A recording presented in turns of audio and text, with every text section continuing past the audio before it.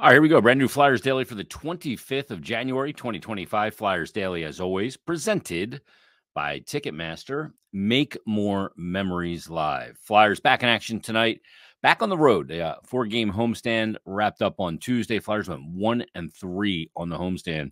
The only game they won was a week ago today, and probably their best win of the season, that 5-1 win over the Dallas Stars.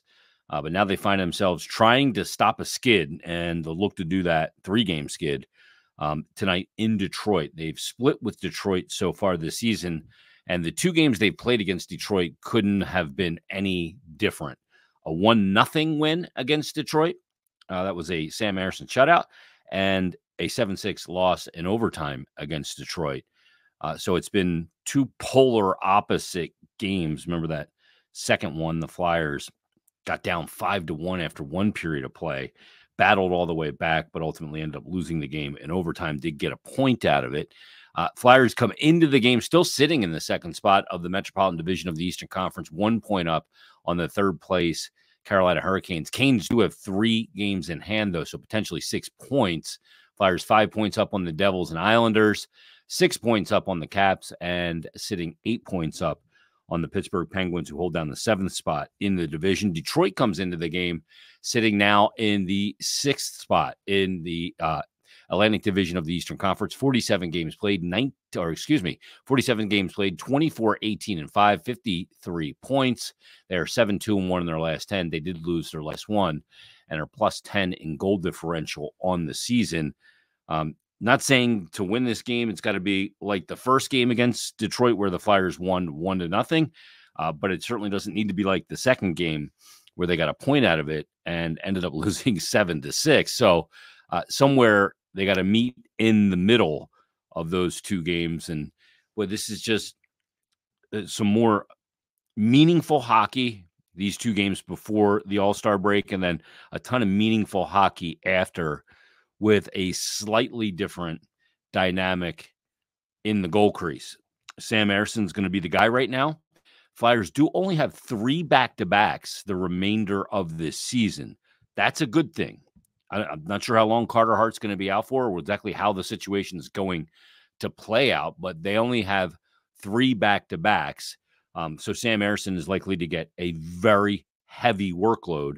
And just like when we talk about, and John Tortorella talks about, meaningful hockey gives you very meaningful information on players. They're going to get a ton of meaningful information on Sam Ersson.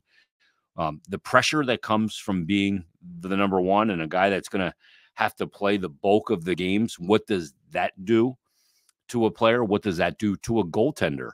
It's something I want to talk to Brian Boucher about. We'll probably have him on next week during the bye week. But that pressure that comes with all of a sudden, okay, you're the man now. And you're going to get the pressure of being the man. And you're going to get the pressure of being the man in a playoff race, which is different than being the man when you're playing out the string. So we'll see how Sam Ersson handles that pressure. Now, he's handled pressure in various forms as an NHL goaltender, going all the way back to his first start or that Carolina game last season. And then this season, he's handled pressure extremely well. And obviously, he's been great in shootouts. But this is now another form of professional pressure that he's got to deal with. And how he handles it will be very telling for this team down the stretch as they try and keep a playoff position. Chris Therien has said it's easier to keep a playoff position than to get into a playoff position at this time of year. And how Sam Ersson handles all this is going to be one of the fascinating storylines coming down the stretch. And we look at, before a season starts, about the question marks for a team, and we look at, coming down halfway through the season about the remaining question marks from a team. We just did it probably not even 2 weeks ago on the podcast at the midway point when we looked at question marks for the second half. Now there's a different type of question mark there due to circumstances. And when you're talking about goaltending, you're talking about such a consequential question mark. And that's the situation they're in. Fact of the matter is this: Sam Erson's played in a total of 35 NHL games, which is a very minute sample size. It's not a big sample. Now, he's got decent numbers in total of his 35 starts. But again, I always say you can't just look at the raw numbers. You have to look at the team that was in front of him, the structure that's in front of him, and you have to account for it that way. His raw numbers, a 2.65 goals against average and a 903 save percentage. They're not eye-popping. They're not spectacular. He's got 4 shutouts total, 3 this season in his career. He's played in 23 games this year. He's got a record of 12-7-3.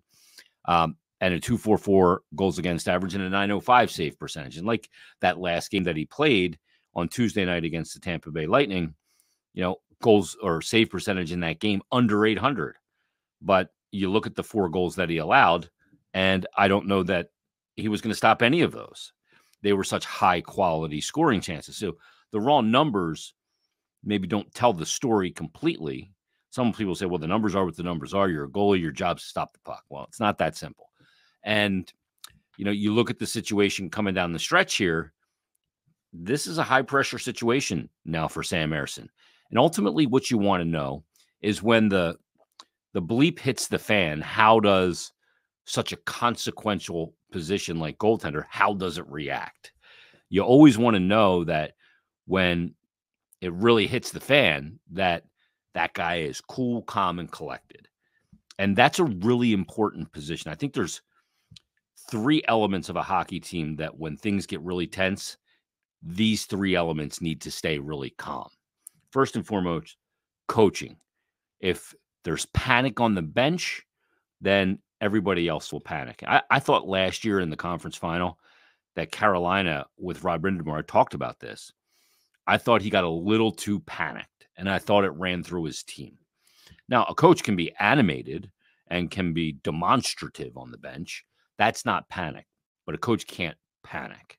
That's number one. I think you're a leader. You're a calm, cool, and collected leader, one of those guys in that leadership group. And I think in this case, it's Sean Couturier can't show that panic, or else the other guys on the team start to panic. And then the third element of that, and I think these are all equally important, is your goaltender can't show panic. And Sam Ersson's been a real quiet, calm goaltender that presents himself big, presents himself with confidence, and he's been able to do that so far. There's a confidence to him and a swagger. It's not an arrogance, but it's a confidence. There's a difference and there's a fine line. And how he handles this kind of going forward will be very telling. It gives you a really good look, kind of a look ahead to what it would be like in a playoff series. All of a sudden thrust into this position in a very tight playoff race. How does he handle it? Does it overwhelm him at any points? Does he handle the media and the questions after good wins or tough losses? How does he present himself in total in this situation? I think is going to be incredibly interesting for Sam Ersson. So we've added a different dynamic of a question mark to the remaining games of this season. And we're going to get real world data, eye test, and vibes from it. That's the big element that now the Flyers are presented with and that Sam Ersson is presented with. And the fact of the matter is this: any competitor, especially a goaltender, when there's only one crease and you're fighting for playing time, any guy worth his salt, and I think Sam Ersson falls into this category 10 times over, wants this opportunity. You don't want to see your teammate go through anything or your tandem partner, but when this opportunity presents itself, no matter why or what the circumstance, you want this as a goaltender. You go, you know what? This is the situation. No problem. I've been preparing for this my entire life. This is my opportunity. And I think Sam Ersson will take it that way. How he performs remains to be seen. How he handles the pressures remains to be seen. But I think any competitor looks at this opportunity and says, this is my opportunity. This is where I cement myself. This is where I prove any doubters wrong. This is where I become a household name. And this is where, most importantly, my teammates know that I can be relied on. That's what this opportunity to me is for Sam Ersson. Starts tonight.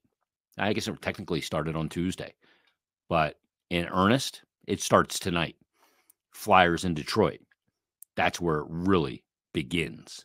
Now, coming up tomorrow, the Flyers alumni game. And we're going to see some old faces that we haven't seen in a while, like Mike Richards, if you can believe it. I can't wait to see Richie in a Flyer uniform again. It feels like far too long. And even though Mike Richards wasn't a guy that was, one of the guys I loved talking to in between periods, post game, and all that stuff in his time in Philadelphia, he just wasn't a great interview. But he was one of the guys I loved to watch, man. I loved the way he played the game. And obviously Eric Lindros and John LeClaire and Chris Therien. But one guy in particular has dedicated so much of his life, 50 plus years, to the Philadelphia Flyers. He's claiming it's going to be his last game as a hockey player. He's 80 years old, and he is our guest on this episode of Flyers Daily. It is Flyers legend and a guy who's given as much to the game of hockey as the game of hockey has given to him. Here's a conversation I had with former Flyer defenseman and great guy, Joe Watson. Flyers alumni weekend, and we are with a man who is claiming, I'm not believing it, it's going to be your last game. Wow. It better be. My wife says it better be, and my children say it better be. And I'm 80 years old now, and I was asked to play in this game by Brad Marsh because it would include 7 decades of Flyers hockey. And I says, really? He says, yeah, 7 decades of Flyers hockey. I says, okay, well, I'll go out there and try to do what I'm supposed to do, but I probably won't get there that frequently, but I'll try to do what I can. Joe, there will be nobody out there that will compete as hard as you, even though you're 80. Am I right about that? Well, I mean, that's the way I was taught, man. Nothing is given. You got to earn it, by gosh. And I've always felt that way about the sport. And regardless of what sport it is, you have to earn it, and you have to want to earn it. And that's been my mentality of my life, all my life. When did the mentality start that if they plug that scoreboard in, that it does matter, no matter what the circumstance? Well, as a young boy growing up, I grew up in northern Canada, up near Alaska, about 150 miles from Alaska, and there wasn't much up there. And I certainly didn't want to spend the rest of my life in that environment. 30, 40 below in the wintertime, snow, 10, 12, 15 feet of snow. And my way out of that environment was through hockey. And I was scouted in 1960 by the Estevan Bruins. And unbeknownst to me, I didn't know the guy was there scouting us. And it was in a place called Prince George, British Columbia, which is 250 miles from my hometown. And we were representing the northern British Columbia region. And we went to the final. We beat the host, and then we went to the finals against a place called Kamloops, British Columbia, a team, and they beat us. But this guy came down after the game, and he introduced himself and said he was a scout for the Boston Bruins, and he was interested in 3 of our players, and one being me. And I said, "Oh, that's nice." So I go down to Estevan, and I get there. There's 104 guys trying out for 4 positions of the team, and I go to the scout and I says, "Why the hell would you invite me to something like this?" He said, "Joey, if I didn't think you had a chance, I wouldn't have invited you." That's all he had to tell me. So I proceeded to go out there. I was 16 at the time, and I go out there, and I had to do something to catch their eye. So I got in 3 or 4 fisticuffs. I don't think I won one, but 5 days later, the 100 guys gone, I'm still there. So that was it, Jason. That just started my career. Yeah. Wow, it's amazing. You've played in so many alumni games over the years, and I'm sure it's really great when all the guys get together and you have generations of stories getting swapped. What are those moments like in the room? Those are the best parts, aren't they? You're absolutely right. I mean, we were just in Russia 5 years ago playing in Russia, and we went over there and we played against some great teams. But wherever we went, the Flyers were popular. We saw people wear Flyer jerseys and so on and so forth. But there will be a lot of regaling stories about our times together and against one another, and so the stories will start Thursday when we get together, and that'll continue Friday, and of course Saturday. I think most of the guys will be leaving to go home, but it'll be nice to see guys I haven't seen in 30 years. 30 years. So I'm really looking forward to Andre Dupont. Him and I played together in defense. My brother Jim, obviously, I see him frequently, but it'll be nice to see guys. Tommy Bladen is coming. I don't think he's playing, and Moose is not playing either, but I don't know if I'm the only foolish one playing or not. It better not be foolish. I better god darn keep my health and do what I'm supposed to do out there, and maybe play 5, 6, 7 shifts. That's all I'm looking forward to. What's the process been like of telling your story via book with Bill Meltzer? I know that Bill's been working with you for some time. What's that process been like for you? I imagine pretty cathartic. I got the idea and we went to Russia. And Brad Marsh came up with the idea we should bring Bill Meltzer to do stories on our alumni and over in Russia. And God darn, he had such a big following us in Russia, in which I didn't know this until we got back. And I said to myself, I've already decided to do a book. I'm going to get Bill Meltzer to do it. So about 1.5 years later, I woke up one morning and I said, I'm going to do a book. I told my wife said, what do you mean I'm going to do a book? She said, what about what? yeah, right. What, a comic book? So anyway, I'm going to do one. And I approached Bill Meltzer, and 3.5 years, it's come to fruition. And we're doing very, very well with the book. Christ, I sold 1,000 books in 2 days last week. 1,000 books in 2 friggin' days. So I've sold a lot of books, and I got another 3,000 to order right now. And I won't get them till March the 5th. They informed me, but I enjoy it. It's very, very. It's not cumbersome, but it's very fulfilling, and there's a lot of work involved in going to various events and talking to people and so on and so forth. Like I was at an event last night, and I sold a bunch of books at this event last night, so you have to do that. In fact, the guy encouraged me with Bobby Orr, because Bobby Orr did the forward of my book. And he said, Joe, he says, I've done this, and boy, you're going to be going to a lot of events. And I never thought much of it, but he was right. There's a lot of events. I got another event tomorrow. I got a couple next week. So I'm busy. That's great. And keeping the story going. Last question for you. Yeah. What has the game given you? The game of hockey. I mean, what does it mean to you? What has it given you? Well, where I'm from in northern British Columbia, there wasn't much up there. They're wild game. There's a lot of wild game and very few people. And I didn't, and there's mining up there, logging and railroading and that, but I just didn't want to spend the rest of my life there. And the life has given me, I got 2 wonderful kids. I got a couple of grandchildren now. I got a wonderful wife, and I made a very good living at it. I watched my P's and Q's, and I kept my nose clean, and being with the Fly organization for over 50 some years. In fact, when I retired 2 years ago, I was #1 in longevity with the Comcast, with my years with the Flyers and Comcast. Out of 195,000 employees all over the world, I was #1 in longevity. I'm still a Canadian. I'm still a Canadian. I'm not an American, but it's given me a great life. I've had a chance to meet so many fine people, travel a lot all over. And I certainly wouldn't accomplish that if I had stayed in my hometown the rest of my life. So it's given me a hell of a life. Well, you've given a whole lot to the game as well. Joe, thanks for doing this. Best of luck. And what you're saying is your last game. I don't believe it. Yeah, it is. My wife says it is. My kids say it is. So I guess my grandson, one of my grandsons, a big hockey player. He loves hockey, and he wants to see Papa play. So he's going to come Friday, and that'll be that. Great to catch up with Joe Watson. And I highly recommend his book that he wrote along with Bill Meltzer. And I can't wait to watch Joe Watson play one more time. Again, I'm not buying that this will be his last game ever. He's probably said that for 20 plus years now. But if it is, boys, he poured a ton into the game. And I just love the intensity that he's done, that he's gone about it every single step of the way. I got nothing but mad respect for Joe Watson.